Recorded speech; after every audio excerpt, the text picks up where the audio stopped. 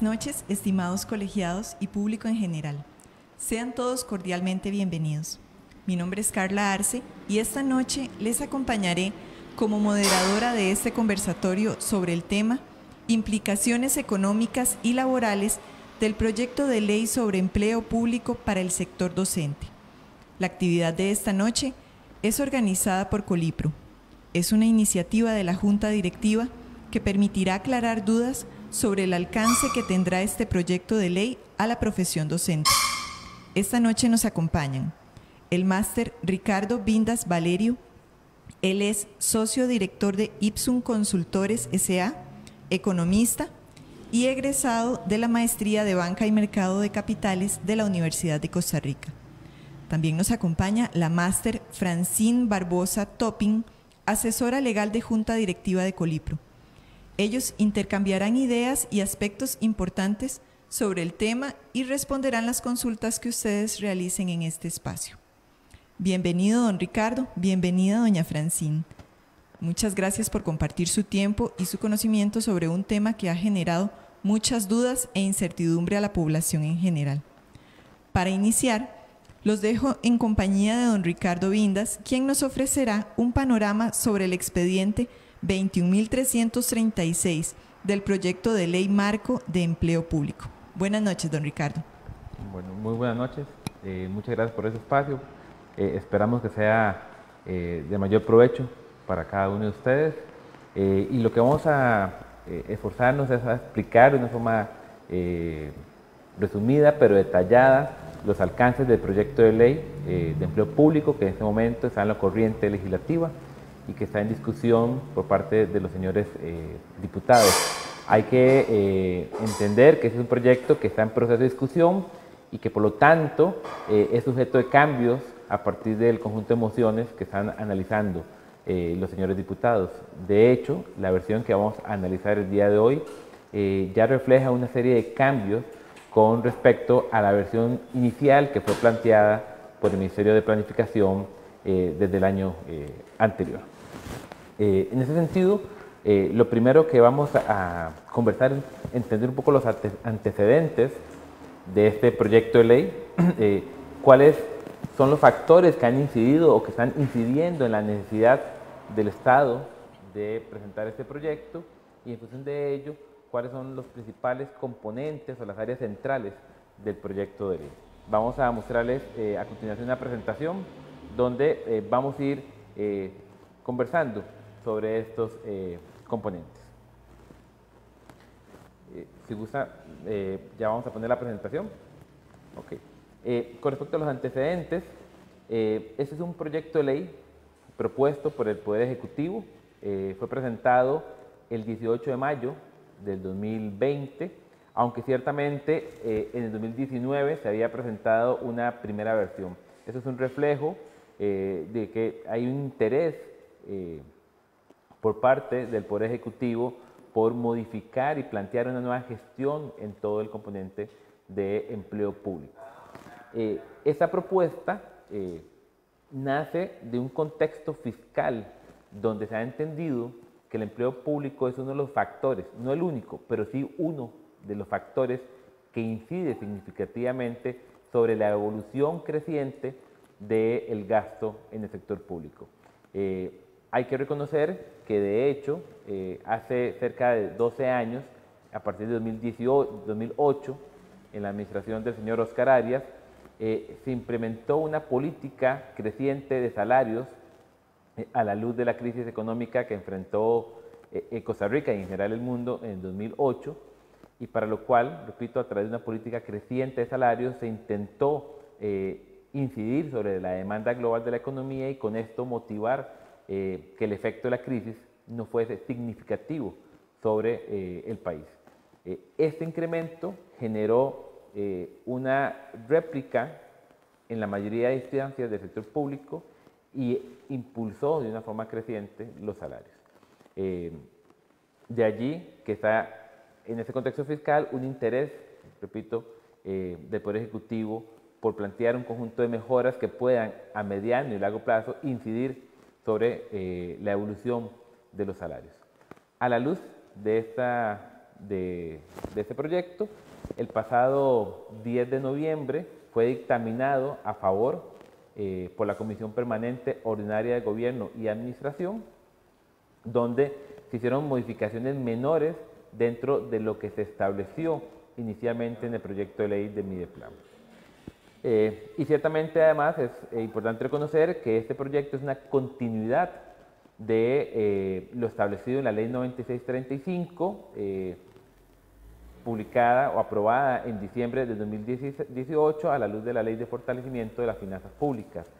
Una ley que incorporaba una serie de impuestos o modificaciones en el ámbito fiscal, pero que incorporaba colateralmente ya cambios en la política del empleo público. Entre ellas, por ejemplo, la ley 9635 estableció al Ministerio de Planificación como el ente rector del tema de empleo público y estableció una serie de condiciones de cómo deben de reconocerse diferentes componentes salariales.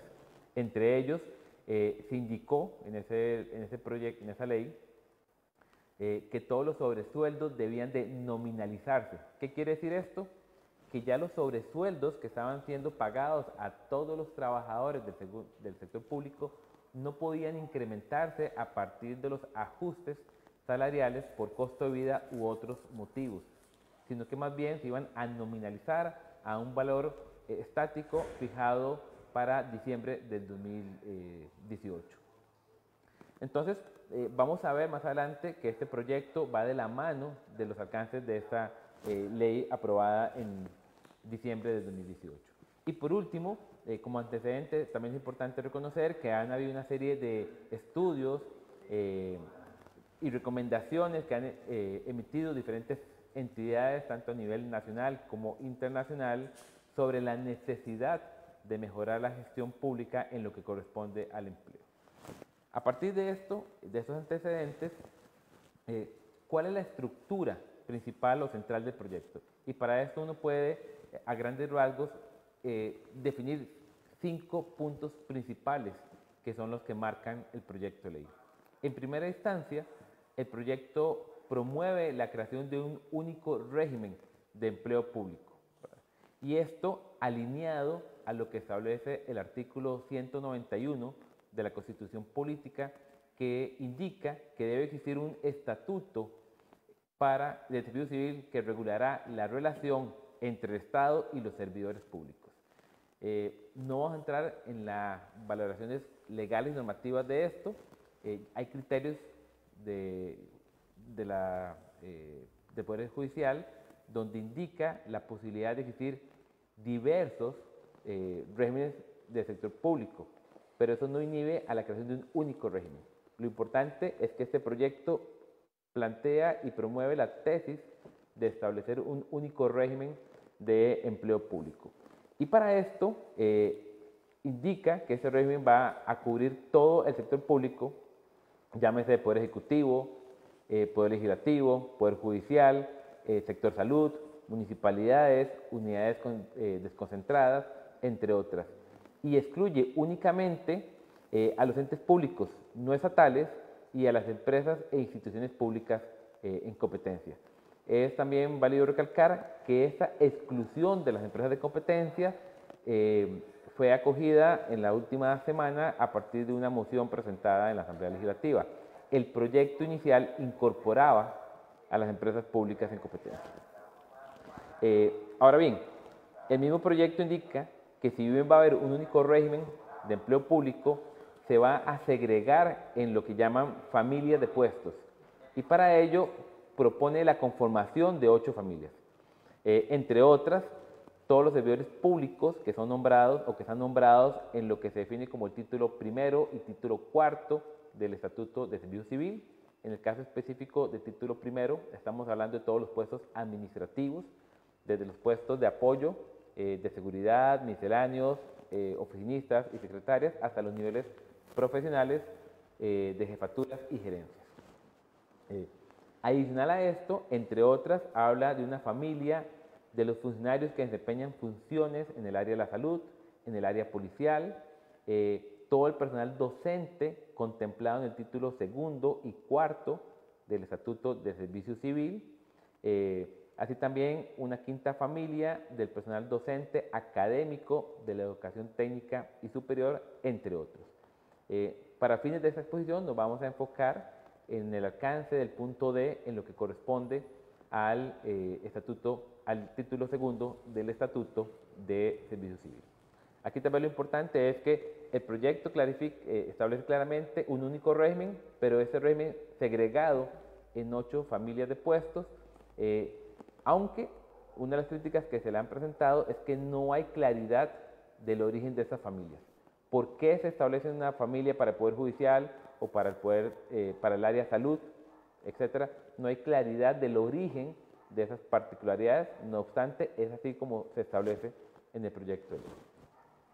Como un segundo punto a atender es que a la luz de este único régimen se crea un sistema general de empleo público. Para ello se define que la Dirección General de Servicio Civil el ente rector de empleo público. Ustedes pueden ver en la firmina que hemos puesto en un gris un poquito más tenue Mideplan, porque la propuesta inicial del proyecto de ley establecía que Mideplan iba a ser el ente rector del empleo público, acorde al alcance que se definió en la ley 9635. Es decir, ya desde la ley 9635, que hace menos de año y 2 meses fue aprobado en la Asamblea Legislativa por los diputados, se había definido a Mideplan como el ente rector. No obstante, el proyecto de ley va en esa línea, pero producto de una moción también aprobada en la última semana, se redirecciona la rectoría del empleo público a la Dirección General de Servicio Civil.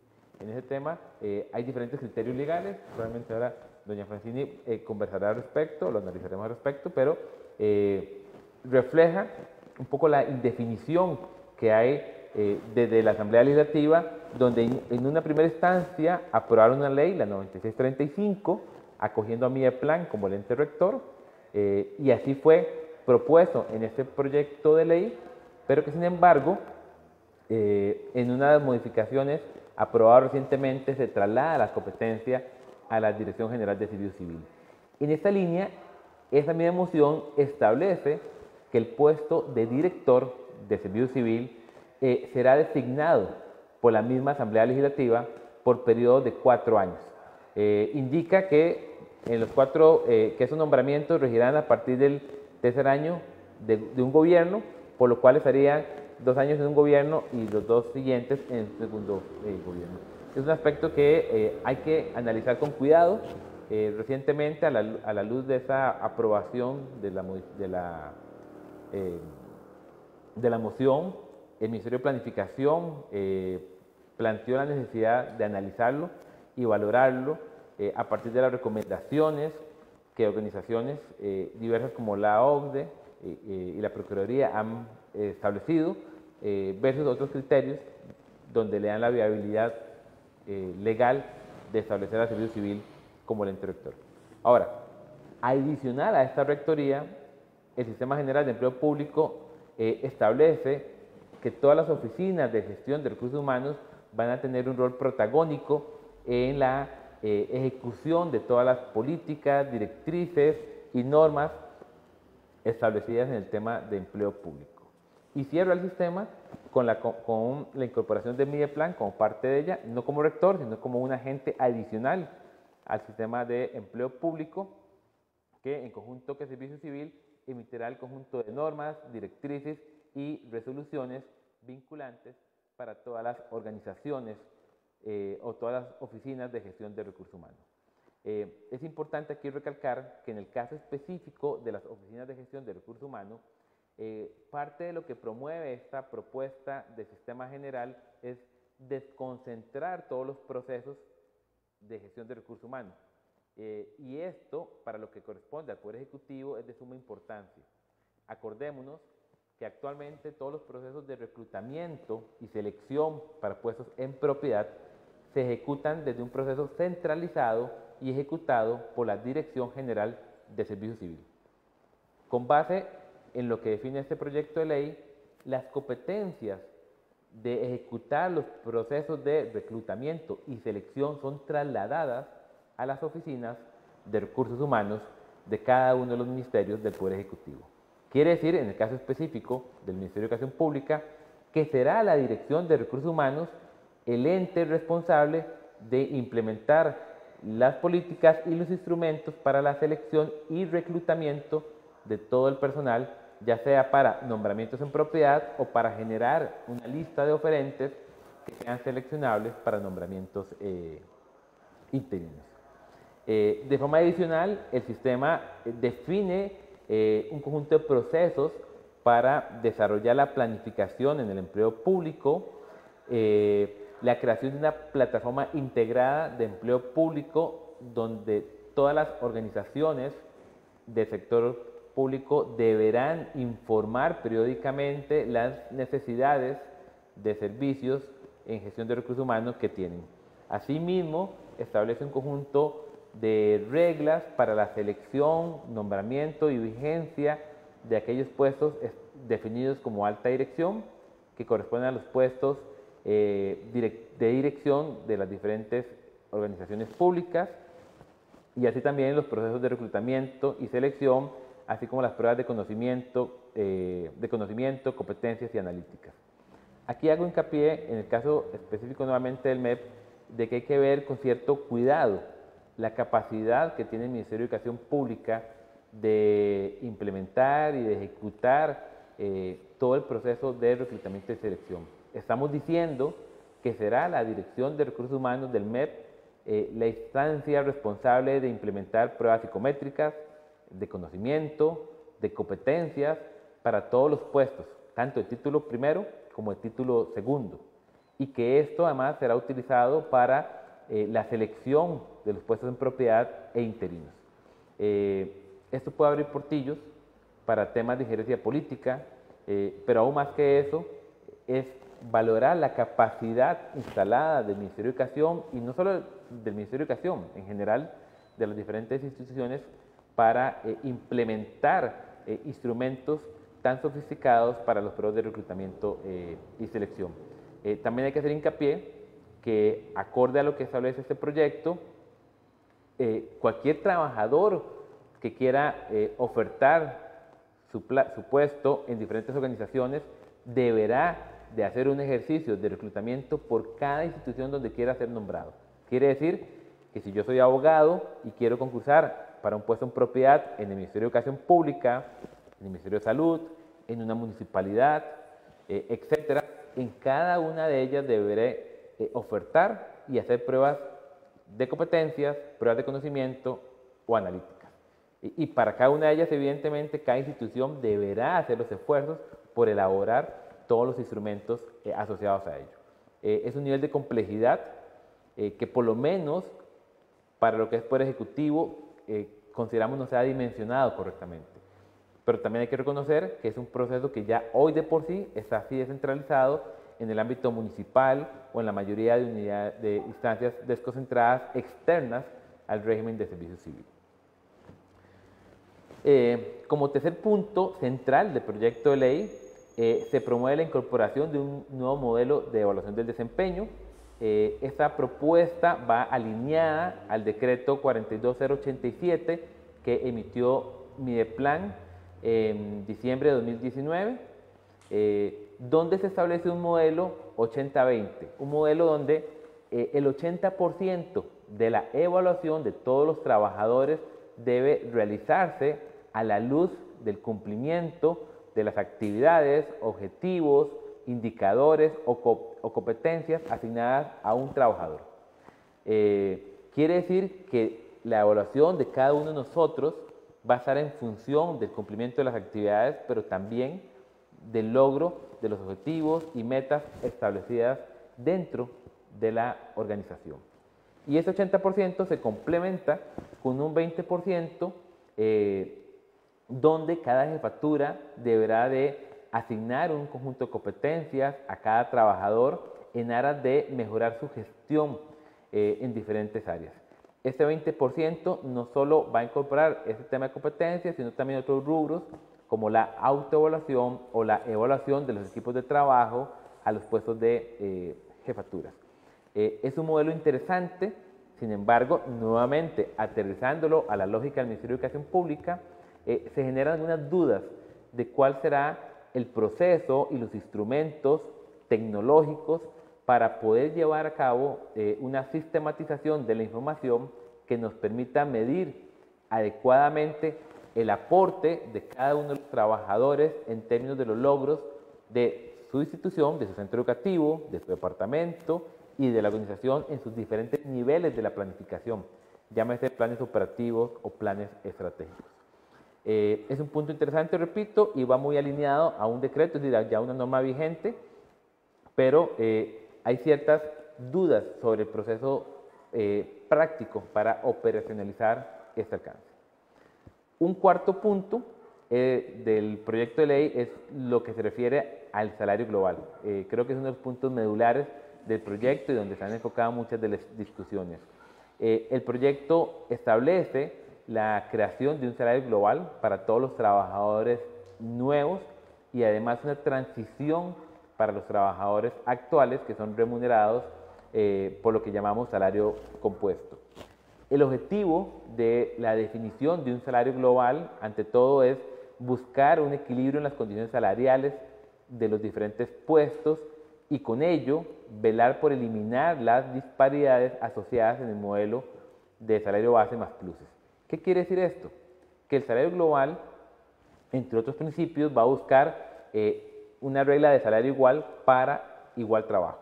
Es decir, que una secretaria o un secretario del Ministerio de Educación Pública obtenga el mismo salario, la misma remuneración que obtiene ese mismo puesto en una universidad, en el Poder Judicial o en el sector salud.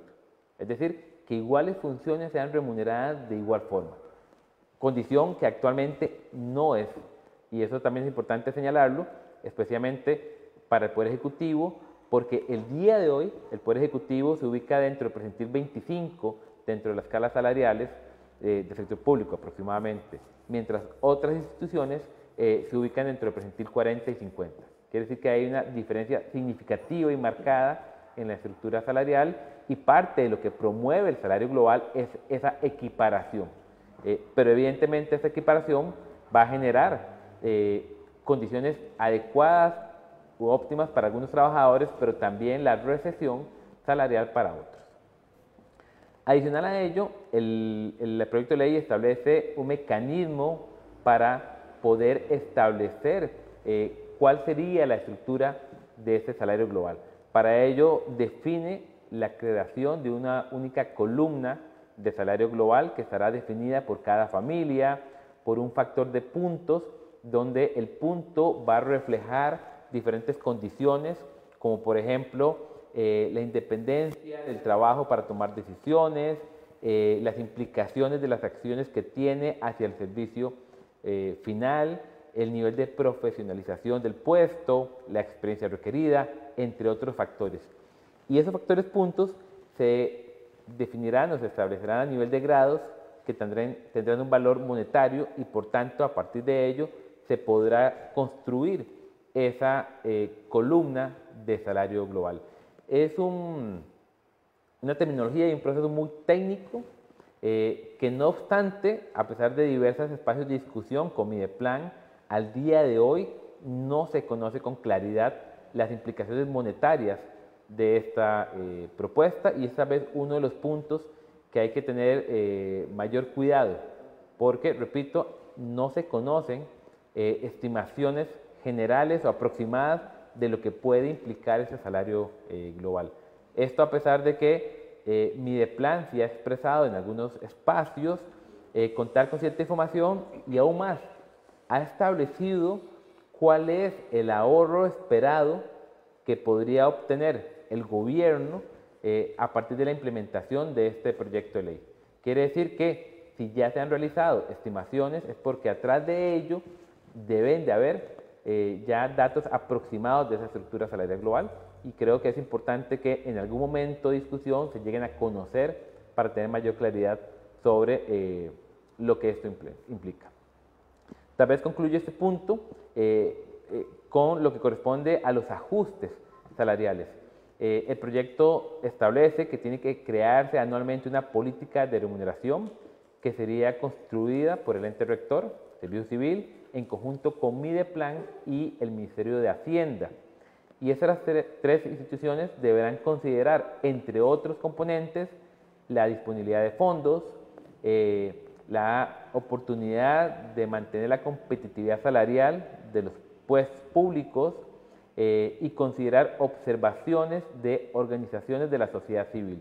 En esto hago hincapié que como tal no se incorpora dentro de la discusión de los ajustes salariales a los sindicatos. No se excluye porque se pueden considerar organizaciones de la sociedad civil, pero formalmente no están incorporadas dentro de la discusión.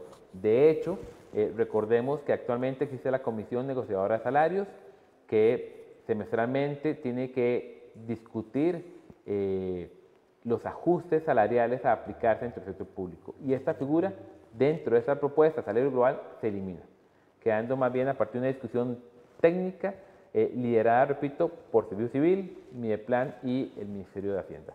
Más adelante vamos a ver algunos aspectos sobre las implicaciones, algunos ejemplos de lo que puede implicar ese salario global para los trabajadores. Y por último, en la estructura hay otros componentes adicionales, tal vez los más importantes es el tema de las vacaciones. Se establece que las vacaciones de todos los trabajadores no podrá superar los 20 días hábiles. Acordémonos que actualmente en la mayoría de instituciones públicas, cuando el trabajador tiene más de 10 años de trabajar, puede optar hasta por un máximo de 26 días hábiles, lo cual en este caso se está reduciendo. Y en lo que corresponde a título segundo, tanto para los puestos docentes, técnico docentes y administrativo docentes, se define como vacaciones el receso de medio año más el periodo que existe entre el fin de un curso lectivo y el inicio del próximo curso lectivo. Esta parte sí es importante recalcarla porque viene a clarificar un vacío legal que actualmente existe, porque cada año entramos en la discusión de si es o no es aplicable el periodo de vacaciones entre fin e inicio de año para los puestos técnico docentes y administrativo docentes. Y también vale señalar que esto es producto de una moción también recogida en las últimas sesiones de la Asamblea Legislativa. Y concluyo en estos otros componentes que en la versión inicial se habían incorporado 3 licencias con una visión muy progresista que fueron aplaudidas no solo por los sindicatos, sino por organizaciones como la OCDE. En primera instancia se establecía la posibilidad de contar con un permiso de reducción de hasta 1/3 de la jornada laboral por motivos de cuidado o discapacidad a un familiar, y esta reducción iba a ser remunerada. Existía también una licencia por ampliación, mejor dicho, el permiso por ampliación de licencia por maternidad remunerado y un permiso por paternidad remunerada por un mes plazo. Repito, eso eran iniciativas muy progresistas dentro del alcance de la ley. En una segunda versión que fue aprobada en la comisión interna de la Asamblea, se mantuvieron, pero como licencias no remuneradas, y en las mociones analizadas recientemente se excluyeron en su totalidad. Es también una lástima no haber mantenido una línea progresista en estos temas que habían sido de hecho propuestas y apoyadas por organizaciones como la OCDE. Y termino con 2 puntos adicionales.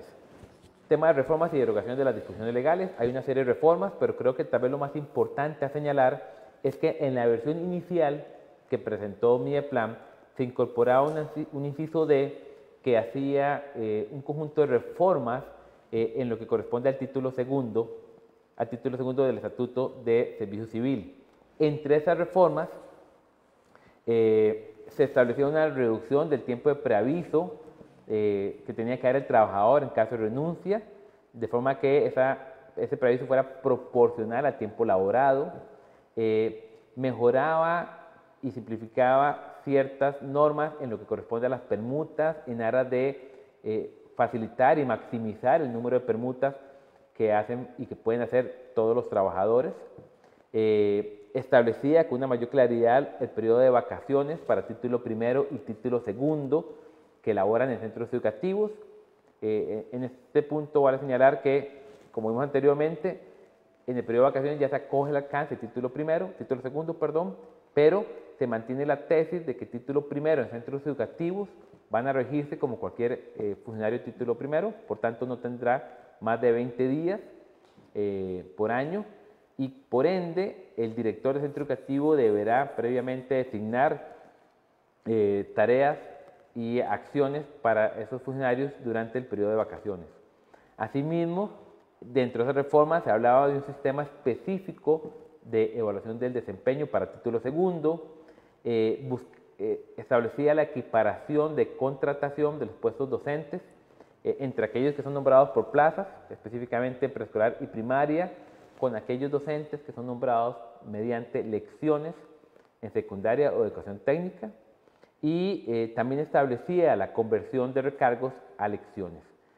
Todas esas reformas que en términos generales habían sido bien acogidas por el sector educativo fueron suprimidas y por tanto ya no son parte de este proyecto de ley.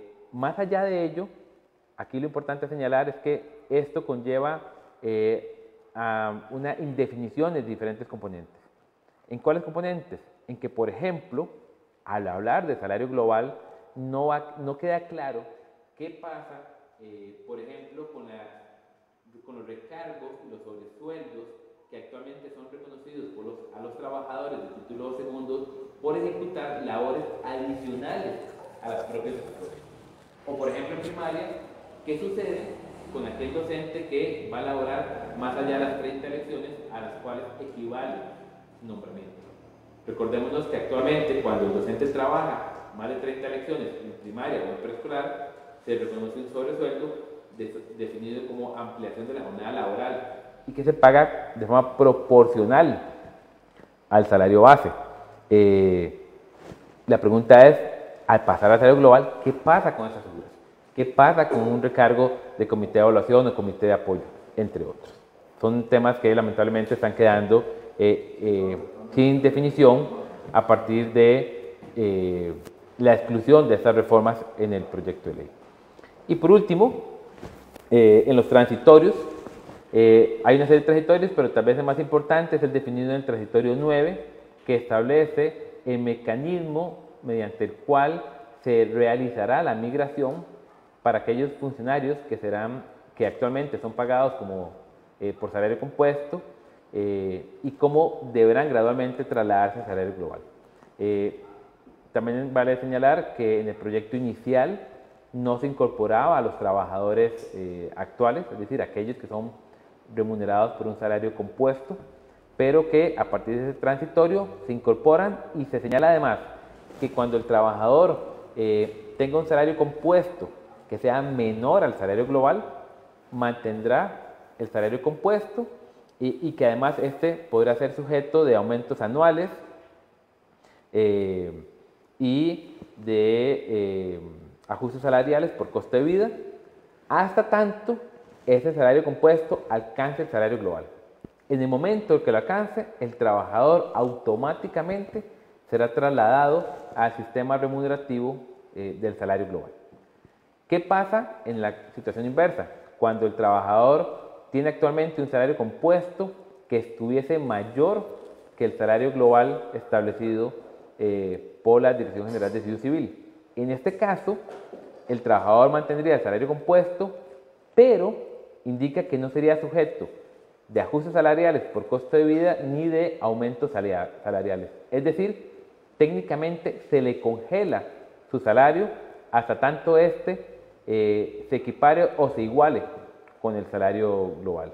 Y en eso también habrá que ver las implicaciones legales de lo que esto significa. Señalo nada más en ese punto que esta es la tercera versión de transitorio que se analiza en la Asamblea Legislativa y tal vez es de las que han presentado la más fuerte en términos de posibles congelamientos para ciertos grupos de docentes. Por último, y en esa misma línea, esa indefinición de o la exclusión de la reforma del título segundo también dejan vacíos técnicos en lo que corresponde a sobresueldos como el incentivo por laborar en zonas de menor desarrollo y de zonaje, al modelo de evaluación, específicamente en lo que corresponde a la planificación de los centros educativos y al reconocimiento de los sobresueldos de estos funcionarios. Tenemos unos ejemplos, no sé si aprovechamos para los ejemplos ahorita mismo. Ok, entonces vamos a mostrar para cerrar la presentación algunos ejemplos aproximados de cómo podría comportarse esta situación del salario global versus salario compuesto. Aquí estamos simulando cuál sería la evolución en un plazo de 30 años para un profesor de enseñanza general básica, grupo profesional PT6, y lo estamos simulando con 10 anualidades y 20 puntos de carrera profesional. Ustedes pueden ver en el gráfico que tenemos una línea azul, que es la línea que refleja cuál hubiese sido la evolución salarial de este docente si no se aplica la política de nominalización de los sobresueldos producto de la ley 9635. Tenemos una segunda línea, que es la naranja, que es acogiendo los salarios, ya nominalizando esos sobresueldos, es decir, ya estacionando todos los sobresueldos, recargos, anuales, puntos de carrera, con un valor fijo asociado al 2019. Y hemos establecido un salario global iniciando de 1 millón de colones. Vale señalar también que salario global es una estimación propia, por cuanto carecemos de información por parte de Mideplan de cuáles son las estimaciones preliminares de salario global.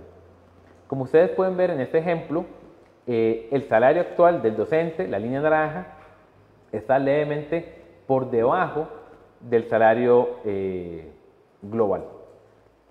Bajo este escenario, según lo que establece el transitorio de migración del salario global al compuesto, el trabajador seguirá obteniendo un salario compuesto, la línea naranja, hasta tanto lo equipare. Y en este ejemplo que estamos viendo, casi que tiene que pasar más de 20 años para poder alcanzar. Es decir, va a mantener por 20 años un salario por debajo de lo que estarían ganando todos aquellos trabajadores nuevos que están siendo remunerados por el salario global. Esto pasaría normalmente, principalmente con aquellos trabajadores nuevos, con poca experiencia, con pocos anuales, con pocos puntos de carrera, donde probablemente van a tener salarios compuestos que van a estar por debajo del salario global y mantendrían esa condición por un plazo de tiempo amplio hasta que los ajustes salariales y las anualidades nuevas adquiridas logren equipararlo. Un segundo ejemplo es cuando este mismo trabajador tiene más anuales y más puntos de carrera, en este caso 25 anuales y 30 puntos de carrera profesional, que generan, como podemos ver, que la línea naranja, que es la línea que recibe actualmente el trabajador con sobresueldos nominalizados, se encuentra por encima del salario global.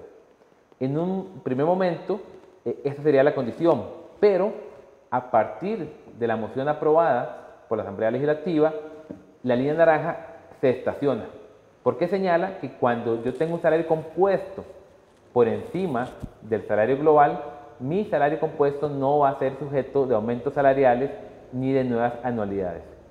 Por lo que en un plazo de tiempo relativamente corto, el salario global tendería a alcanzar su salario compuesto y a partir de ello obtendría un salario global relativamente más alto.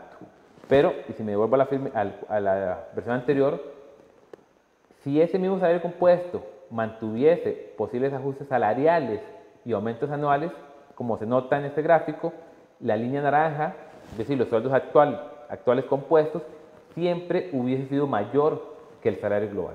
En este caso, como ustedes pueden ver, el trabajador, al trasladarse a un salario global, perdería por un lapso de 30 años valor monetario a través del tiempo. Y por último, ¿qué pasa con ese mismo ejemplo cuando incorporamos un recargo.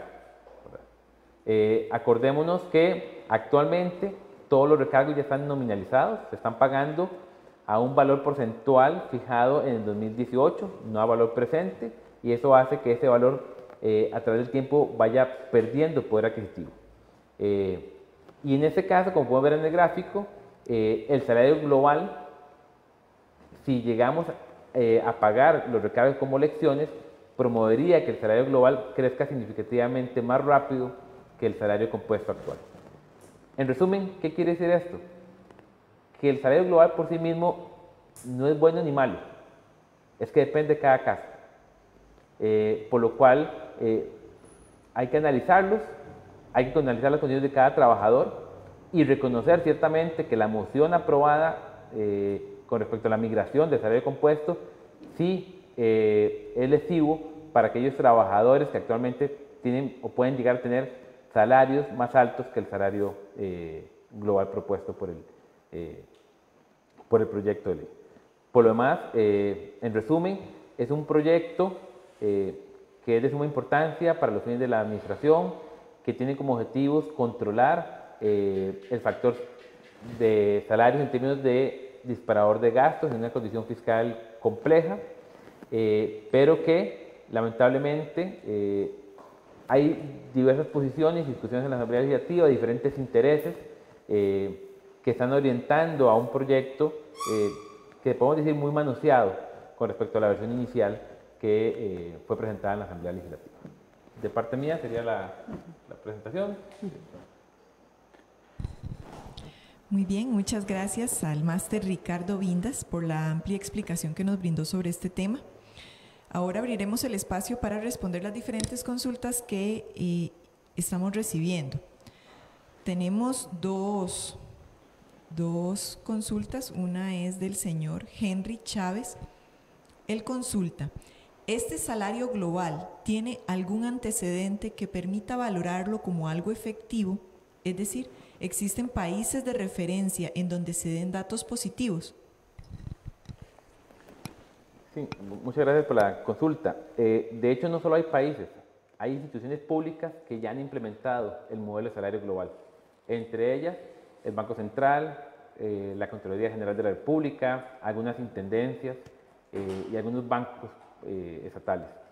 En términos generales, más que hablar de buenos resultados o malos resultados de salario global, lo que sí es cierto es que en la implementación de un salario global, especialmente en un modelo donde vamos a meter en un mismo canasto un montón de instituciones que tienen estructuras salariales diferentes, vamos a tener resultados diferentes. Uno puede pensar a priori que aquellos funcionarios que hoy son remunerados bajo la escala salarial que establece el Servicio Civil podrían ser futuros ganadores, si cabe el término, o podrían ser beneficiados de lo que es la estructura de salario global. ¿Por qué? Porque si comparamos los salarios de Servicio Civil con otras instituciones públicas, estamos muy por debajo de ellos.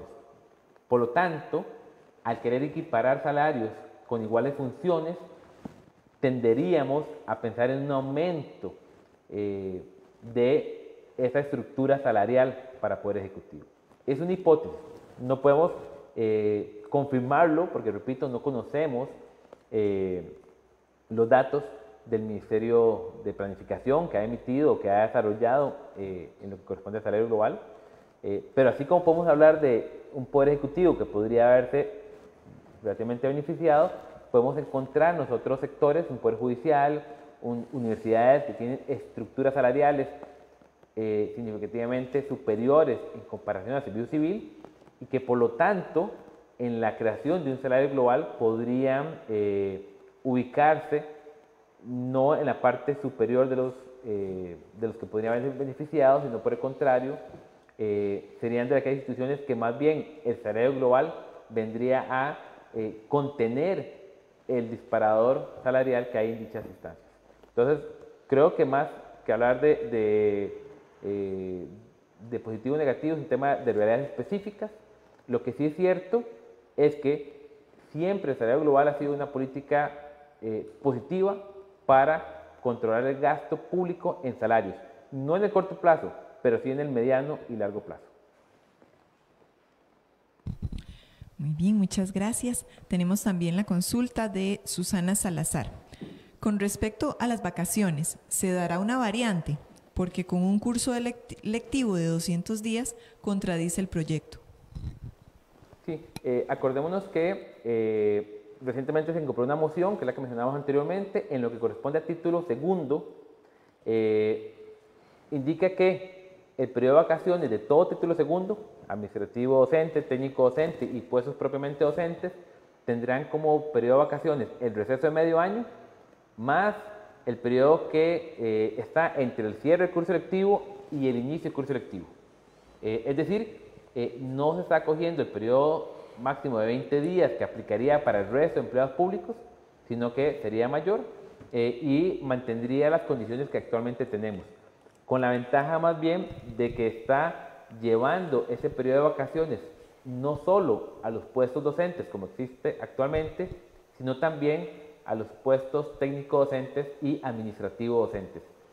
Los únicos que están quedando fuera de ese alcance son aquellos trabajadores de centros educativos que son de título primero, llámese oficinistas, agentes de seguridad, equipos interdisciplinarios, etc.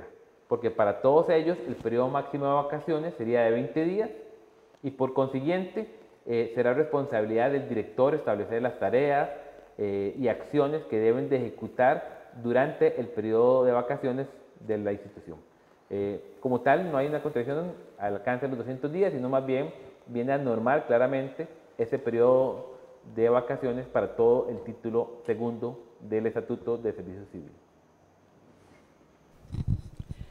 Leonardo López nos pregunta, ¿cuál es el monto de ese salario global? ¿Hay algún dato esperado? Lamentablemente no. Ciertamente en algunas mesas de discusión hemos planteado la necesidad de conocerlos. De hecho, vale decir que en una última discusión que tuvimos con algunos diputados y el Ministerio de Planificación, se ofreció suministrar la información. Lamentablemente no hemos obtenido dichos datos, por lo cual no conocemos cuáles son las estimaciones que ha realizado Mideplan en lo que corresponde al salario global y mucho menos cuál ha sido el análisis que realizó el Ministerio para poder asegurar los niveles de ahorro que conlleva este proyecto de ley para todo el gobierno en el mediano plazo. No se conoce. Muy bien, muchas gracias. Tal vez esta nos puede ayudar la máster Francine Barbosa. Don Maynor Ramírez consulta de qué depende la aprobación de este proyecto. Muchísimas gracias, buenas noches. Este proyecto de ley, ¿verdad?, como es de su conocimiento, ya lo conoce el plenario legislativo y están en la discusión en los periodos de análisis del primer debate. Acá tenemos que tener muy claro cuál es el proceso que se sigue. Ya un proyecto que ha pasado, que ha sido dictaminado por la Comisión de Gobierno y Administración, que es una comisión especial legislativa, traslada ya un documento, un texto dictaminado. El plenario legislativo, cada diputado tiene la oportunidad de presentar mociones a los diferentes artículos. Esta es una etapa en la que estamos actualmente en el proyecto. Entonces, en este llamado primer debate se presentaron 301 mociones en este primer día. Estas son lo que llaman mociones de artículo 137, el artículo 137 del reglamento de la Asamblea Legislativa. Lo que señala es que cuando hay propuestas de fondo, digamos cambios en el texto de una norma, en la discusión del primer debate se dan dos oportunidades, se llaman 2 días de sesión, no son días consecutivos, son 2 días donde se analiza este texto. Y en esos momentos es cuando cada diputado tiene la oportunidad de presentar las mociones que considere pertinentes respecto de este proyecto. Entonces, el primer día de mociones ya se dio. Las 301 mociones presentadas fueron trasladadas a la Comisión de Gobierno y Administración, quien debe de revisarlas, dictaminarlas, puede aprobarlas o rechazarlas. Entonces, en este caso, de las 301 mociones, fueron aprobadas 72. El extracto de las más importantes, ya Ricardo lo mencionó de una forma bastante amplia. Y en estos casos, estas mociones aprobadas se incorporan nuevamente, se incorporan a un texto actualizado, de hecho así se le denomina. Este texto actualizado se conoce en la siguiente, en la sesión de plenario, y todavía hay una oportunidad más para que los diputados presenten sus mociones, ¿verdad? Esta segunda oportunidad a la fecha todavía no se está dando, es muy probable que se haga en los siguientes días. Estamos en un momento donde este texto puede sufrir algunas variantes, como ya lo señaló Ricardo en su exposición. Entonces, ya realizado, por ejemplo, este segundo día de mociones, este segundo ejercicio que igual Comisión de Gobierno de Administración las valora, aprobará algunas, rechazará otras, nuevamente se presenta un texto actualizado y ese texto actualizado es el que se somete a votación del plenario legislativo en un primer debate. Incluso, ¿verdad? También podemos decir que en este momento, bueno, se aprueba en un primer debate, cabe la posibilidad, ¿verdad? Puede ser que se dé, puede ser que no, que se someta a una consulta de constitucionalidad, que es válido dentro de un proyecto, una vez que se ha aprobado en primer debate. Si se diera una situación como esta, entonces este proyecto se traslada a la Sala Constitucional, la cual analizará y determinará la consulta que se le presente.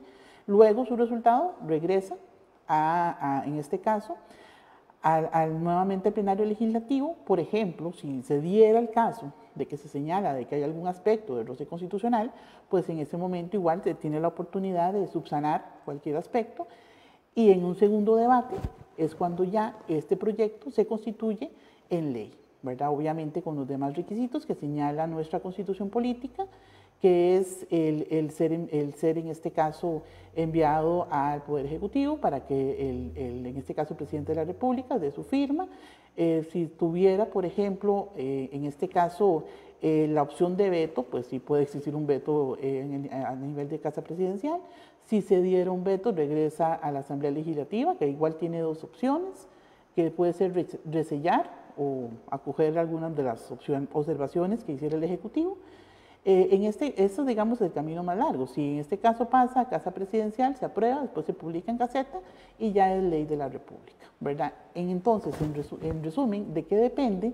En este momento están en discusión, ¿verdad? Eso va a depender de las demás mociones, todavía hay un día más de mociones para revisar, ya para tener un texto final para ser analizado, discutido en el plenario en un primer debate, ¿verdad? Aquí, digamos, de una forma muy sucinta, el proceso que se sigue para que un proyecto sea dictaminado ley y algunos de los eventuales sucesos que se pueden ir dando.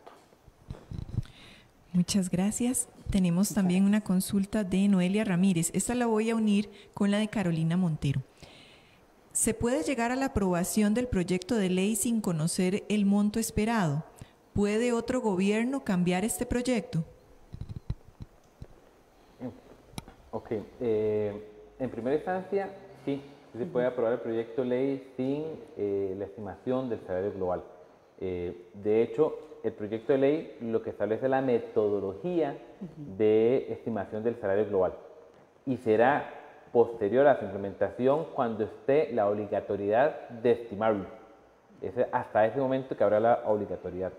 En ese momento lo que hay son ejercicios preliminares que sabemos haber realizado el Ministerio de Planificación, pero que todavía son desconocidos por la mayoría de entes y participantes de procesos de negociación. Entonces, en primera instancia, sí, se puede aprobar sin conocer el salario global y evidentemente como cualquier proyecto de ley, como cualquier ley, futuros gobiernos pueden llevar a la corriente legislativa propuestas que modifiquen el alcance o los objetivos de esta ley. Entonces existe la posibilidad en que en cualquier momento, si así lo considera pertinente, futuros gobiernos hagan las modificaciones que consideren necesarias.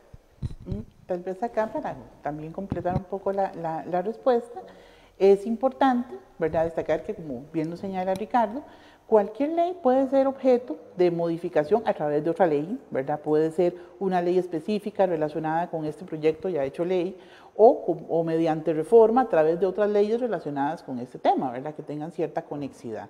Son aspectos que se pueden ir dando. Obviamente, al momento de ejecutar la ley, hay un mal chiste jurídico que dice, bueno, esto es lo que dice la ley, hay que ver qué nos dice la jurisprudencia, ¿verdad? Chiste malo, pero que es cierto, ¿verdad? Hay circunstancias también que al momento de hacer ejecutiva en este caso, un texto de ley, pues sí pueden venir a generar ciertos cambios, incluso también cuando eventualmente se tengan que llevar aspectos a nivel de Poder Judicial, que haya que presentar juicios sobre el tema, pues sí también muchos de los análisis que hagan los jueces pues van a tener peso sobre esta materia. Muy bien, nos consulta también José Manuel Salas. Si mi salario actual es menor al global, ¿puedo voluntariamente trasladarme al global? Don José Manuel, es una muy buena consulta, pero nuevamente, eso depende de lo que establezca la ley. En una versión inicial, lo que fue presentado por Mideplan es que no se incorporaran dentro del modelo de salario global a los trabajadores actuales. En un segundo estado, que fue aprobado preliminarmente por la comisión que analizó el proyecto, se indicaba precisamente la consulta, indicaba que aquel trabajador que tuviese un salario compuesto por debajo del salario global tendría un plazo máximo de 6 meses para trasladarse voluntariamente al salario global. En caso de no querer trasladarse, mantendría su salario compuesto hasta tanto equiparara el salario global. No obstante, esta moción ya fue excluida y la versión actual que está hoy en la corriente legislativa solo establece que si yo tengo un salario compuesto por debajo del global, deberé mantener mi salario compuesto, seré sujeto de aumentos por costo de vida, seré sujeto de aumentos por anualidades y lo mantendré perennemente hasta que mi salario compuesto equipare el valor monetario al salario global. Por lo tanto, dentro de lo que está hoy publicado en el proyecto, no se podría hacer esa migración, ese traslado voluntario del salario compuesto al salario global. Nos pregunta don Leonardo López, en el caso del Banco Central y otras instituciones gobernantes donde ya existe el salario global, ¿cuál fue el monto en que empezó dicho salario? Ok. Desconozco personalmente los datos, algunos tienen ya algunos años de haberse implementado, pero más allá de la condición inicial, depende de las estructuras de puestos que tenga cada organización. Acordémonos que actualmente tenemos regímenes diferentes y mis clases de puestos no necesariamente son iguales o similares a las de otras instituciones como el Banco Central o las intendencias. Uno de los retos principales de este proyecto de ley es poder generar esa equiparación de puestos, especialmente en lo que corresponde a puestos administrativos, donde va a ser fundamental poder equiparar un puesto de oficinista de servicio civil con un puesto de apoyo administrativo en una universidad, por dar un ejemplo. Y a partir de allí es que se podrán hacer las estimaciones de los salarios globales.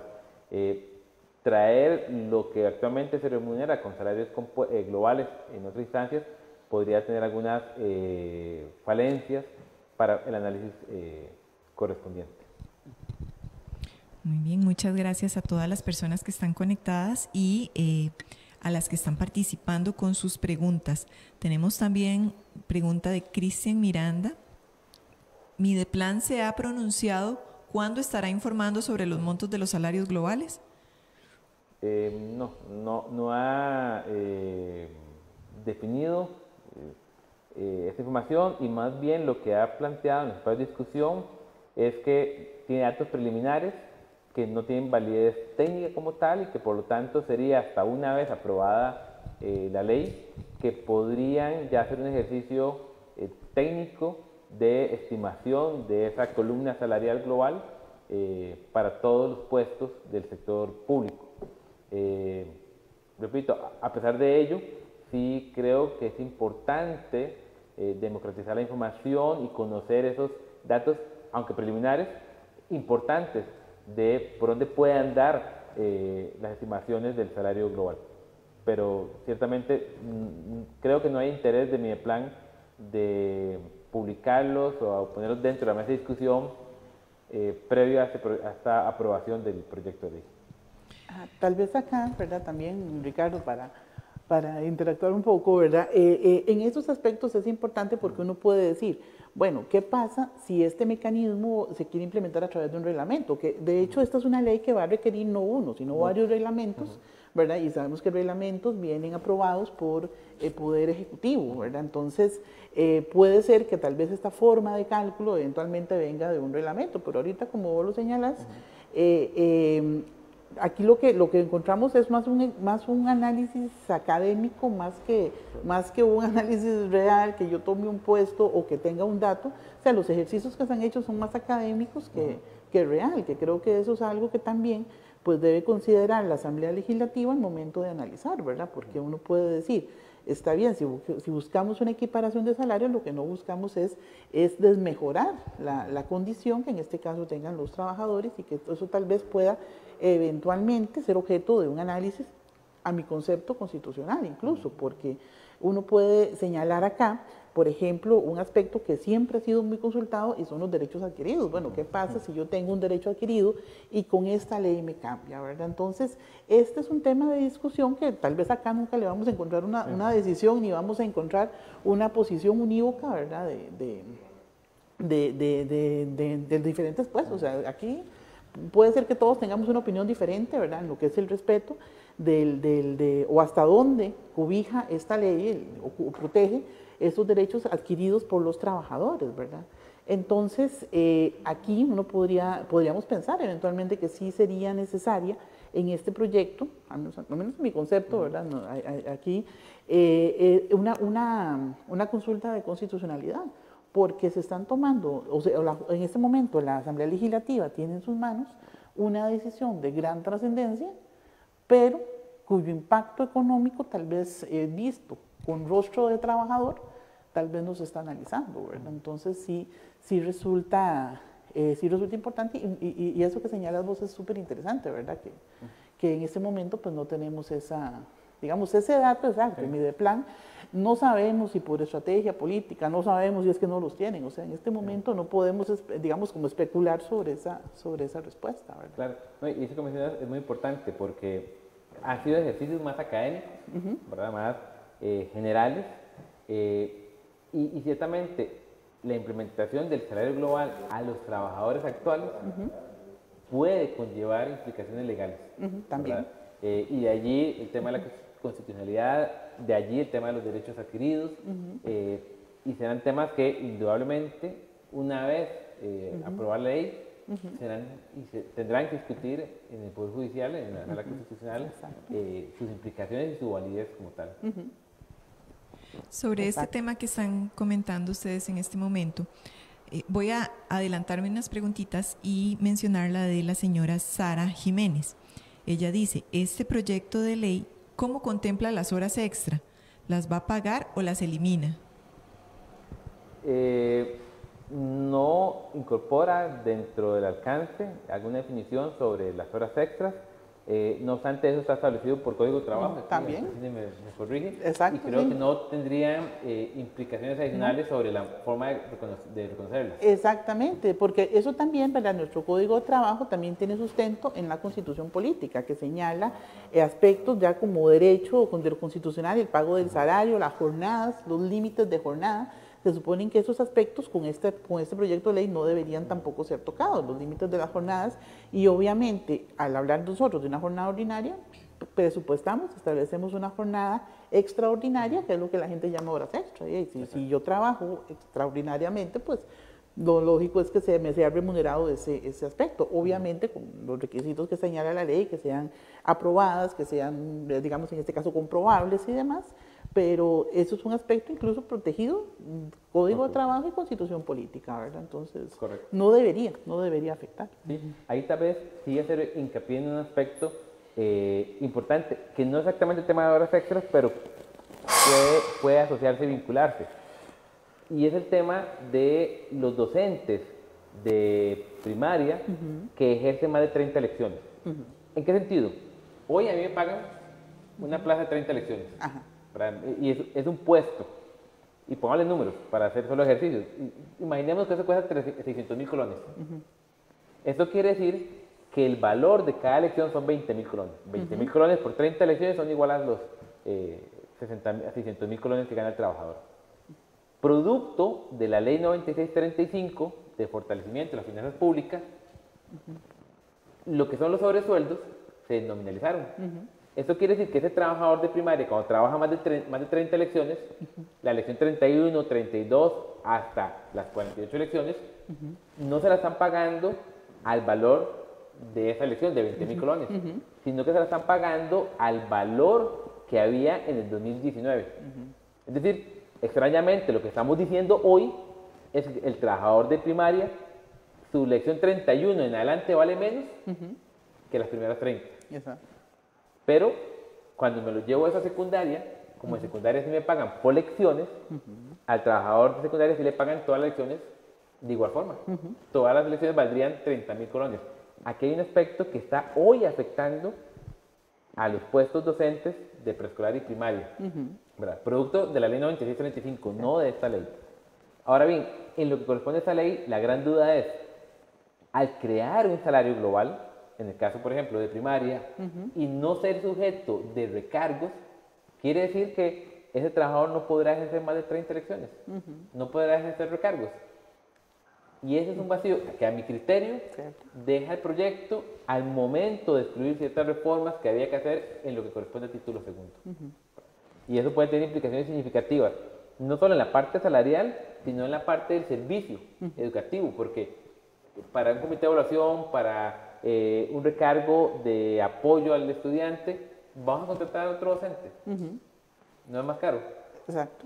Y es un vacío que está en el proyecto y por lo menos yo personalmente no he visto o conocido alguna posición por parte del Ministerio de Educación o por parte de MIDEPLAN en lo que puede conllevar esto en el sector educativo. Sí, no, eso que señala Ricardo es muy cierto, porque estos aspectos, por ejemplo, que no se paga ampliación de jornada, o sea, eso es algo que tal vez uno no lo ve en otro ministerio o en otra institución del Estado, es una particularidad del área educativa, propiamente en el Ministerio de Educación. Y por lo general no son ampliaciones que uno pueda decir, no, las di por gusto, no, es una necesidad que está comprobable. Tenemos instituciones donde, por ejemplo, hablan sobre lo que llaman la triple jornada, es decir, yo tengo un turno mañana, un turno tarde, un turno nocturno, ¿verdad? Y por ejemplo, un director debe cubrir eso, entonces le digo, si yo le digo a un trabajador, trabaje desde las 7 de la mañana hasta las 10 de la noche, bueno, no sé, eso es una sobreexplotación laboral partiendo del límite de horas, pero es una necesidad institucional que uno diría, como dice usted, si contrato 2 o 3 personas para que hagan ese trabajo, a la larga este deseo de reducir el gasto no lo voy a lograr si tengo que duplicar la nómina, ¿verdad? Entonces es un aspecto a considerar. Continuando con este tema, nos pregunta Carolina Montero y Susana Salazar sobre el tema del régimen de pensión. Si este proyecto implicaría cambios en los regímenes de pensiones y si se modificarían las cuotas, el monto de las cuotas y la edad. No, como tal no abarca ningún componente del tema de pensiones, mantienen el mismo régimen actual en el caso del sector del título segundo bajo la cobija de la Junta de Pensiones de Magisterio, por lo cual no habría modificaciones dentro del régimen de pensiones en el proyecto como tal. Con estas reformas de salario único, ¿cómo entra en juego la no apertura de nuevas plazas docentes, sino mantener los nombramientos interinos? Dice que recordemos que el interinazgo es, por definición, una condición temporal, útil para enfrentar la necesidad de sustituciones por enfermedad u otros motivos de ausencia. Vamos a ver, en primera instancia, no va a modificar nada en lo que corresponde a la naturaleza propia de un interinazgo. Mantiene su condición y todas las reglas que actualmente tenemos para nombrar a un docente interino y bajo las condiciones que tiene ese nombramiento interino. Lo que está en discusión más bien, y entiendo, es por lo que establece o lo que se estableció en la Ley de Presupuesto Nacional, donde se estableció que a partir de este año cualquier plaza vacante iba a ser congelada, en el caso del Ministerio de Educación Pública, dejando solo utilizable un 20% de esas plazas. Pero en realidad es una norma que es ajena a este proyecto. Y acordémonos también que creo que fue ayer o antier, ayer de hecho, fue acogida el primer debate, creo. Sí, fue acogida, se liberó, se dispensó de trámites, en este caso quedó aprobado en primer debate lo que fue una modificación a esta norma presupuestaria, porque de hecho viene en la norma de presupuesto. Exacto, una norma presupuestaria que ya permitiría que el Ministerio pueda utilizar las plazas vacantes, por lo cual no tiene implicaciones con este proyecto de ley. Lo que uno sí podría pensar es que igual si a futuro existe la necesidad de congelar plazas, la ausencia nuevamente de recargos o ampliación de la jornada laboral, que es un mecanismo para poder cubrir una necesidad docente, no sabríamos cómo ejecutarla. Y vayamos a las escuelas pequeñitas. Una escuela que tiene 2 grupos con 10 y 11 chicos en cada sección es hoy por mucho más barato para el Estado nombrar un docente y hacerle una ampliación de la jornada laboral para que atienda a los 2 grupos. Y probablemente, si existiera la necesidad de congelar plazas, esa sería una forma de atenderlo.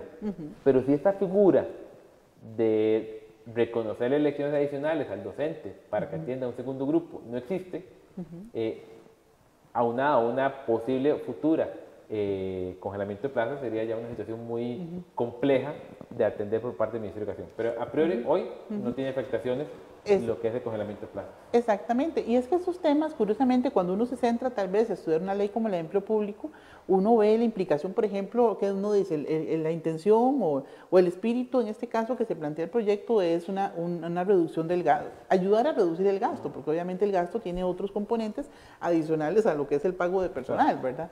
Pero aquí también nosotros tenemos que empatar, y eso es algo que surgió mucho y se discutió mucho respecto de esta norma presupuestaria 12, ¿verdad?, que se viene arrastrando el presupuesto pasado, y es que al reducir o hacer congelar o eliminar estas plazas vacantes, uno puede decir, bueno, a nivel administrativo, pensándolo muy frío, ¿verdad?, a un nivel administrativo podría encontrarle un sentido. Sin embargo, en el nivel práctico, donde yo tengo que ver reflejada esta planilla en los niños o en los muchachos que se están educando, yo no puedo dejar a un grupo sin educador, no puedo dejar un grupo sin profesor.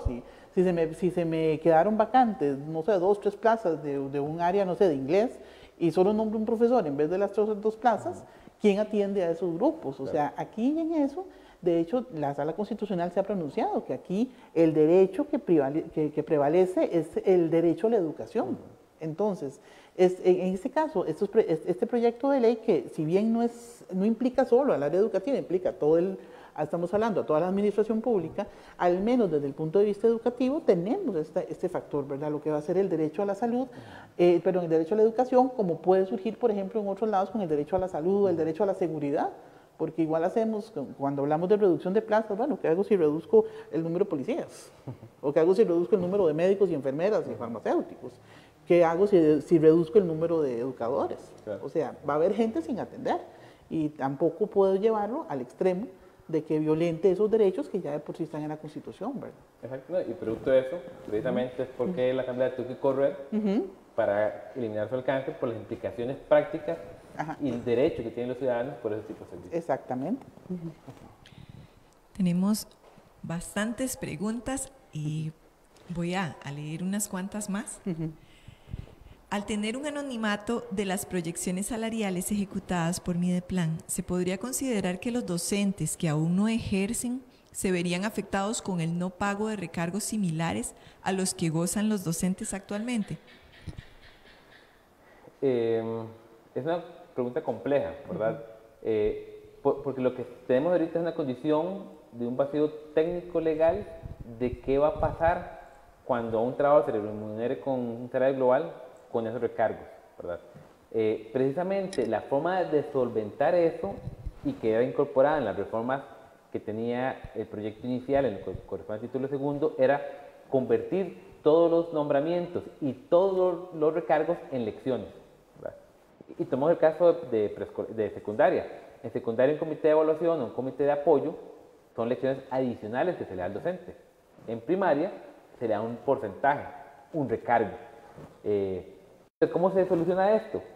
Dejo de pagar recargos de forma porcentual al salario base y los convierto en un valor monetario medido por el número de elecciones. Así, en este escenario, el salario global se estimaría a un número de elecciones y si trabajo menos lecciones me pagan la proporcionalidad de ello y si trabajo más lecciones igualmente me van a pagar el proporcional correspondiente. Entonces, más que saber si va a haber una afectación o no, lo que hay es una necesidad de clarificar lo que esto implica para título segundo y como ahorita hablamos probablemente será mediante algún reglamento que debiera salir o ante la necesidad del MEP de modificar ese tipo de nombramiento, porque aquí también es importante señalar que no existe norma alguna que señale o que defina que en primaria pago por plazas y en secundaria por elecciones. No existe. Se hace de esa forma, por lo cual en la práctica en cualquier momento el ministerio podría, si lo considera oportuno, cambiar el mecanismo de contratación y con eso solventar ese vacío técnico que actualmente tiene el salario global versus recargos. Entonces, repito, creo que no podemos asegurar una u otra cosa. Lo que sí es seguro es que hay un vacío técnico y tendrá que solventarse mediante un reglamento o mediante una modificación en el proceso de nombramientos a los docentes. Si un salario es superior al salario global, ¿queda intacto? Sí, queda intacto y congelado. ¿Qué es lo que estamos diciendo? Si yo hoy tengo un salario compuesto de 1.100.000 y el salario global para mi puesto es de 1.000.000, lo que dice la norma es que vos vas a mantener el 1.100.000 colones como salario, pero que se congela, es decir, no va a ser sujeto de costo de vida ni de aumentos anuales, ni otro componente. Y esto significa que usted mantendrá ese 1.100.000 colones hasta tanto el salario global llegue a alcanzarlo producto de los ajustes salariales que se le hagan. En el momento que se equipare, el sistema T llevaría automáticamente a una estructura salarial por lo que llamamos salario global. Tenemos otra acá. ¿Los actuales trabajadores podemos o no acogernos al salario global? No voluntariamente. Sería más bien mediante los periodos que hemos conversado. Si tengo un salario compuesto por debajo del global, mantendré el salario compuesto, tendré aumentos salariales por costo de vida, por anualidades adicionales, y en el momento que ese salario compuesto equipare al salario global, me trasladan al global, es decir, hasta ese momento. En un caso contrario, de que tenga un salario compuesto por encima del global, me lo congelan, no soy sujeto de aumentos salariales, y en el momento que el salario global me alcance, me pasan al salario global. Entonces será una condición técnica y no una decisión individual de cada trabajador para migrar o no al salario global. Sí, no, aquí esto genera incluso, porque podemos verlo en un nivel práctico, dice qué pasa si yo trabajador estoy por debajo de mi salario global y dice, bueno, está bien, voy a ir aumentándolo progresivamente hasta que lo alcance. Pero ¿qué pasa? Por ejemplo, ante un eventual, digamos, y eso vamos a ver, pensemos en la gente que entra nueva al sistema. El que entra de una vez al global. Entonces vamos a hacer lo mismo, pero yo voy a ganar menos, ¿verdad? Entonces, considero que es parte de esta problemática que precisamente tal vez todavía no se resuelve con la ley y que eventualmente son los casos que van a terminar llegando a un juzgado porque uno puede decir, bueno, que no vamos a decir que va a ser cierto, ¿verdad? Pero ¿qué pasa si yo tengo dos trabajadores, dos profesores en el mismo nivel, digamos en este caso, incluso que está un poquito por debajo del salario global, puede ser que hasta en años de experiencia tengan más experiencia porque ya estaba en el régimen, viene alguien nuevo.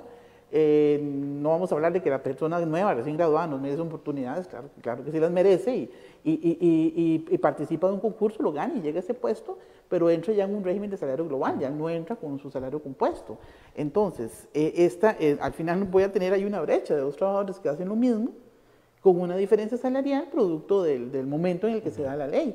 Y precisamente creo que un vacío es eso. ¿Por qué no se previó una migración voluntaria? Bueno, porque habría que cubrir una suma digamos, de un solo, ¿verdad? Que tampoco es algo que creo que en este momento, bueno, vos sos especialista en economía, que no se pueda cubrir una diferencia si todos dijéramos, está bien, los que estamos por debajo del global, nos acogemos al global de una vez, ¿verdad? Entonces... Y de hecho, acordémonos que la versión anterior, previa a esta, establecía la posibilidad de trasladarnos voluntariamente. Ajá. Y ahí diferentes voces externas e internas a la Asamblea alertaron del costo financiero que se tiene para el gobierno. Porque ciertamente, si yo tengo un salario compuesto por debajo del global, probablemente el atractivo de querer migrarme es evidente. En muy pocos casos tal vez no se acogerían a ello.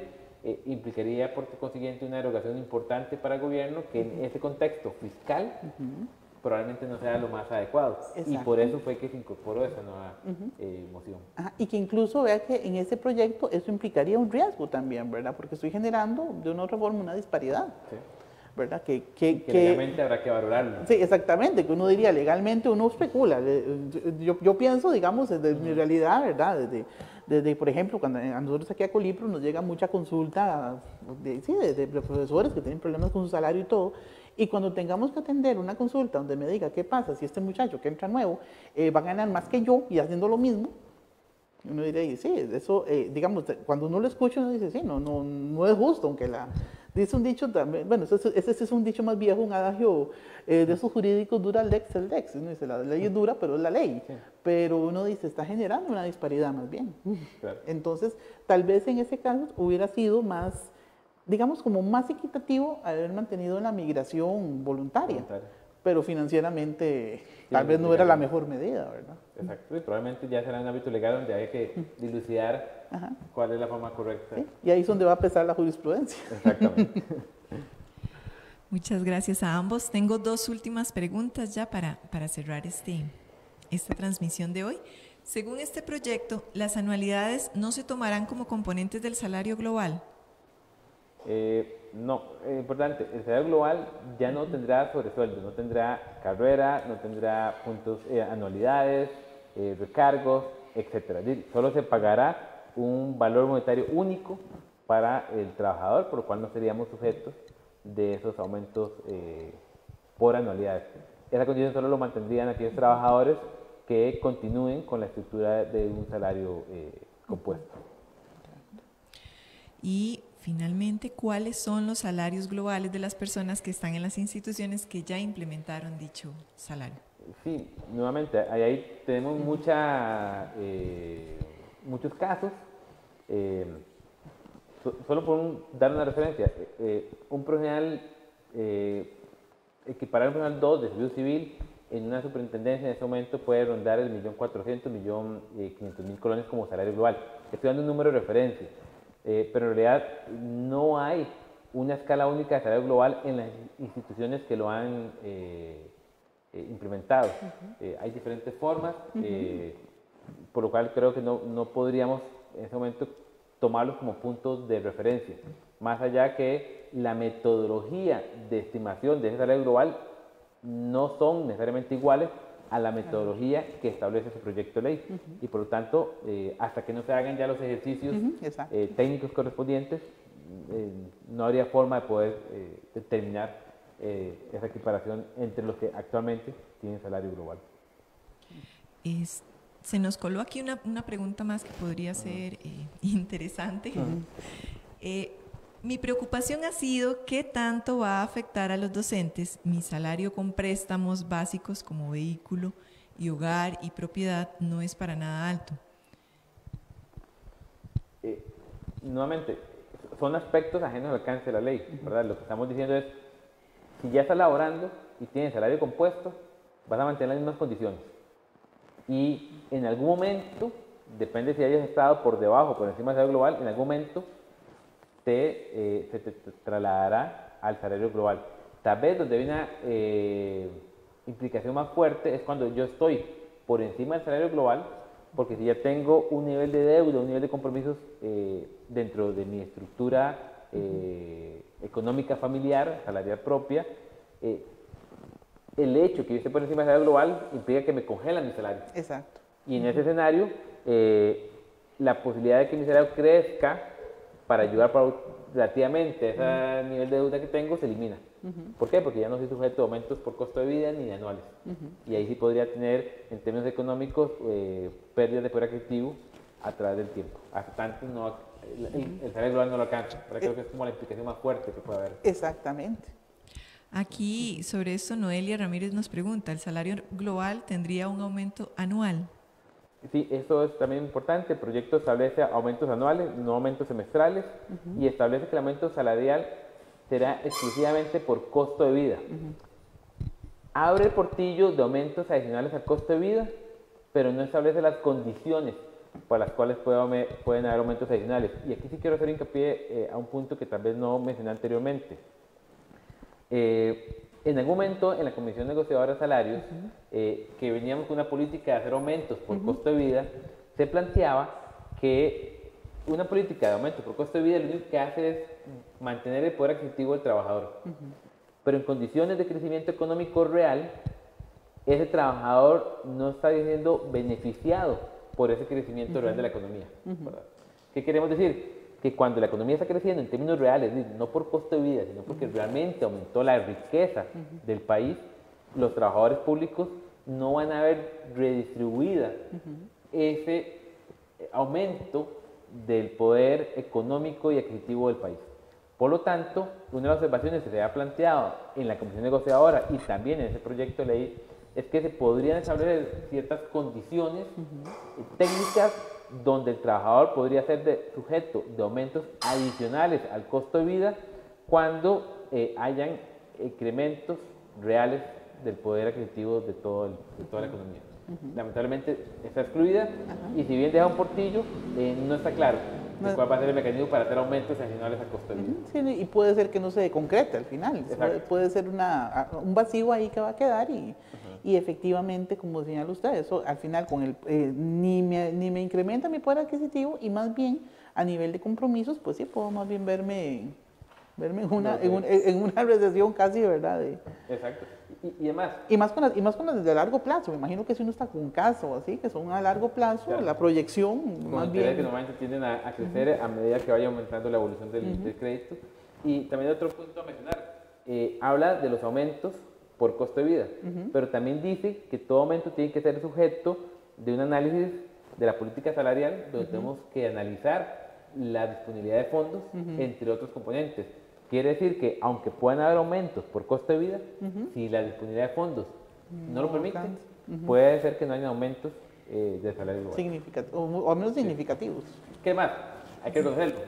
No es propio del salario global, hoy lo estamos viviendo. En los últimos años, los aumentos a los salarios han sido mínimos, ¿verdad? Porque las condiciones fiscales y el crecimiento de la inflación ha sido muy baja y eso ha abierto el espacio para no hacer aumentos salariales a los trabajadores. Exactamente, y eso aunado también a que la realidad uno ve que siempre hay aumento en los servicios, hay aumento en los pasajes, hay aumento en el combustible y en ese momento pues sí hay una afectación clara, ¿verdad? Exactamente. Muy bien, muchísimas gracias a nuestros expositores de esta noche. No sé si les gustaría dar algún tipo de conclusión para hacer el cierre. A mí me gustaría, si tal vez podemos mostrar la presentación, nada más quisiera cerrar con un dato más de la presentación, quería dejarlo al final, para discutir un tema, o para poner en discusión un tema importante. En lo personal, soy de criterio que sí hay que analizar las divergencias salariales que hay entre las diferentes instancias del sector público. No hay explicación técnica de por qué un oficinista en el MEP tiene que ganar menos que un oficinista en una universidad, o porque un profesional gana más o menos en una u otra institución haciendo las mismas funciones. Eso está claro. Está claro también que hay sobresueldos que son disparadores del gasto público, hay que reconocerlo. Cuando una institución paga, por ejemplo, el 5.5% o el 6% por concepto de anualidades, en cuestión de 10 o 15 años de experiencia llega a duplicar su salario base por concepto de anualidades y son, queramos no, disparadores. Y eso nos lleva a discutir que realmente hay que hacer ajustes que eliminen ciertos disparadores y ciertos factores que amplían las diferencias o las divergencias salariales. Pero tampoco, a la luz de eso, hay que señalar que todos los trabajadores públicos ganan muy bien y que ganan millones. Y lo menciono porque la tabla que estamos viendo la tomé de una noticia que publicó La Nación hace 2 días, donde el titular era muy curioso, porque el titular dice que una cantidad importante de trabajadores ganan más de 3 millones de colones. Creo que era más de 30.000 trabajadores ganan más de 2 millones de colones. 32.000, creo que era el dato, 32.000. Y entonces uno dice, uy, sí es un montón de gente. Pero cuando agrupamos esa misma estructura, nos damos cuenta que el 90% de los trabajadores ganan menos de 2 millones. Y el salario promedio de esos trabajadores es de aproximadamente 873.000 colones. Es decir, casi el 90% de los trabajadores en promedio no ganan el millón de colones. Casi el 90% de los trabajadores. Todo depende de cómo queramos plantear la noticia, desde el punto de vista que queramos verlo. Y aún más, hay que señalar además, porque alguien podría decir, igual 900 es mucho. Hay que tomar en cuenta que la mayor parte del empleado público son puestos profesionales, ¿verdad? A diferencia de muchas empresas privadas, donde especialmente en las empresas productivas, generadores de producción física, no de servicios, la mayoría son puestos no profesionales. Entonces, nada más ponerlo en la mesa en el sentido que sí, hay una necesidad de eliminar ciertos disparadores del gasto público por concepto de salarios, entender que el salario como tal no es el problema, pero sí es un factor dentro del problema fiscal que tenemos, y como cualquier otro hay que atenderlo, pero también hay que eliminar ciertos mitos que en diferentes espacios de discusión o en diferentes medios de comunicación se pueden generar y dar a entender que el empleado público gana millones. Gana millones, cuando exacto. en realidad, en la misma noticia, viéndola desde este punto de vista, nos está demostrando que casi el 90% no gana ni siquiera 1 millón de colones. Muy bien, muchas gracias, don Ricardo. Francini. Sí, bueno, muchas gracias por este tiempo, ¿verdad? Y también aquí hay algo importante de analizar. El proyecto de ley, si bien que en este momento está siendo discutido, tiene sus detractores, tiene sus defensores, es un proyecto que necesariamente tiene que ser de mucho análisis por parte de los señores diputados de la República. Los diferentes actores del sector público han manifestado sus opiniones, obviamente aquí por cuestiones de tiempo, pues no se pueden recoger todas, pero sí es importante tomar en consideración no solo podemos pensar en la presión que se ha ejercido en algún momento en cuanto a condiciones de que si el país debe contar o no con esta ley, sino que debe buscarse siempre la norma que sea pues más equitativa y sobre todo aquella pues que no violenten derechos que ya han sido adquiridos por los trabajadores, que no se violenten condiciones ya que han sido consolidadas. Y en esta ley, si bien no podemos decir que en un 100% tenga aspectos negativos, sí hay aspectos que deben ser mejorados, sí hay aspectos que deben ser cambiados. No es perfecta, pero sí es perfectible, ¿verdad? Y son aspectos que sí deben ser considerados. Algunos ya se tomaron en cuenta, ¿verdad? En algunas mociones, otros desgraciadamente más bien echaron para atrás, ¿verdad? Que son aspectos que eran importantes y rescatables. Y en este caso, pues la tarea de los señores diputados sí es una tarea bastante importante en el sentido de que debe buscarse el mejor texto que responda a las necesidades reales en este momento del país, pero principalmente de los trabajadores. Entonces, sobre este tema posiblemente vamos a estar hablando muy seguido porque como sabemos es un tema que está todavía cocinándose, todavía hay oportunidad de emociones, todavía hay 2 discusiones, hay 2 debates legislativos por delante. Entonces, sí es un tema que posiblemente existan variaciones a lo que hemos conversado ahorita, ¿verdad?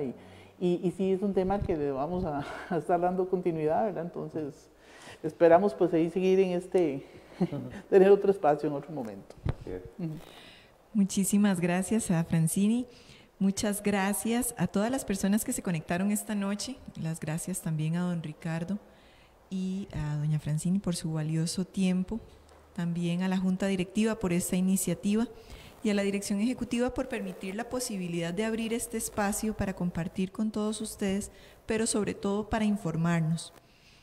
Si alguna de las personas que está viendo la grabación, cuando puedan ver la grabación y les surjan dudas, vamos a dejar acá los correos electrónicos de los especialistas que nos acompañaron esta noche para que puedan escribirle y aclarar las dudas. Las direcciones van a estar apareciendo en la pantalla en este momento.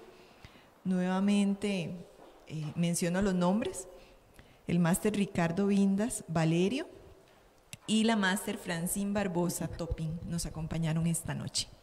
Muchísimas gracias a todos por acompañarnos. Que tengan una excelente noche y estamos para servirles.